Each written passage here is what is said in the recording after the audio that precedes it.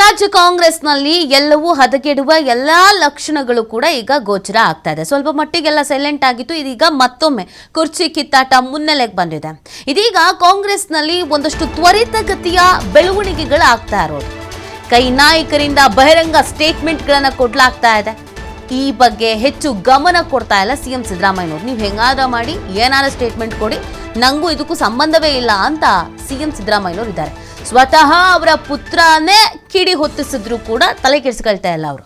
Budget ಮಂಡನೆಯತ್ತ ಗಮನ ಹರಿಸಿದ್ದಾರೆ CM. ಕಳೆದ 3-4 ದಿನಗಳಿಂದ ಇಲಾಖಾವಾರು ಸಭೆಯನ್ನ ನಿರಂತರವಾಗಿ ಮಾಡ್ತಾ ಇದ್ದಾರೆ. ನೀವೇನಾದರೂ ಮಾತಾಡ್ಕೊಳ್ಳಿ, ಯಾವ ಸ್ಟೇಟ್ಮೆಂಟ್ ಆದರೂ ಕೊಡಿ, ನನಗೆ ಈಗ ಬಜೆಟ್ ಇಂಪಾರ್ಟೆಂಟು, ಅದ್ರ ಬಗ್ಗೆ ನಾನು ಯೋಚನೆ ಮಾಡಬೇಕು ಅಂತ ಆರಾಮಾಗಿ ಇಲಾಖಾವಾರು ಸಭೆಗಳನ್ನು ನಿರಂತರವಾಗಿ ನಡೆಸ್ತಾ ಇದ್ದಾರೆ. ಸಚಿವರು ಅಧಿಕಾರಿಗಳ ಜೊತೆಗೆ ಸಭೆ. ಸಿಎಂ ಬದಲಾವಣೆ ವಿಚಾರದಲ್ಲಿ ತುಟಿ ಬಿಚ್ತಾ ಇಲ್ಲ ಸಿಎಂ. ಅವ್ರ ಪುತ್ರನೇ ಸ್ಟೇಟ್ಮೆಂಟ್ ಕೊಟ್ಟರು. ಅವ್ರ ಪುತ್ರ ಯತೀಂದ್ರ ಅವರು ಸ್ಟೇಟ್ಮೆಂಟ್ ಕೊಟ್ಟ ಮೇಲೆ ಎಲ್ಲರೂ ಸ್ಟೇಟ್ಮೆಂಟ್ ಕೊಡೋದಕ್ಕೆ ಶುರು ಮಾಡಿದ ಮೇಲೂ ಸಿದ್ದರಾಮಯ್ಯನವರು ಅದಕ್ಕೆ ಸಂಬಂಧಪಟ್ಟಂತೆ ವಿಷಯವೇ ಗೊತ್ತಿಲ್ಲ ಅನ್ನೋ ಥರ ಆರಾಮಾಗಿದ್ದಾರೆ. ಏನಿದ್ರು ಬಜೆಟ್ ಬಗ್ಗೆ ಫೋಕಸ್ ಮಾಡ್ತಾ ಇದ್ದಾರೆ.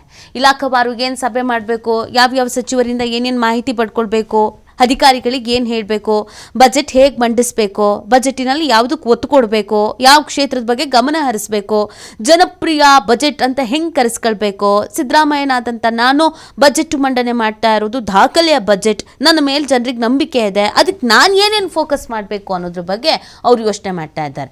ಸಿಎಂ ಬದಲಾದರೂ ಮಾಡಿ, ಬದಲಾವಣೆ ಮಾಡ್ದೇನಾದರೂ ಇರಿ, ಅಥವಾ ನೀವೇನಾದರೂ ಮಾಡಿ, ನನ್ನ ಪಾಡಿಗೆ ನನಗೇನು ಮಾಡಬೇಕೋ ಅದ್ರ ಬಗ್ಗೆ ಫೋಕಸ್ ಮಾಡ್ತೀನಿ ಅಂತ ಇದ್ದಂಗಿದೆ.